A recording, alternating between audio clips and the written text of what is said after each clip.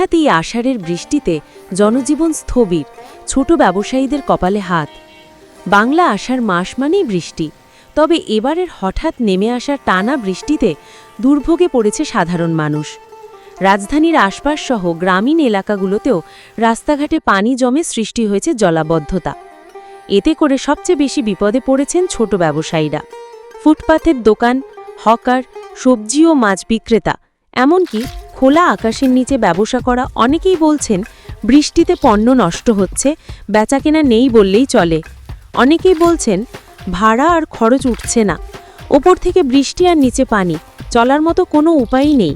যেখানে একদিনের বিক্রি দিয়েই সংসার চলে, সেখানে একদিনের এই বৃষ্টি যেন তাদের জীবনে দুর্যোগ ডেকে এনেছে। বিশেষজ্ঞরা বলছেন অপরিকল্পিত ড্রেনেজ ব্যবস্থা, ফুটপাত দখল আর অতিরিক্ত নগরায়নের কারণে সামান্য বৃষ্টি হলেই সৃষ্টি হয় এমন দুর্ভোগ। জনগণ চাইছে দ্রুত সমাধান, যেন বৃষ্টি স্বস্তি আনে, দুর্যোগ নয়।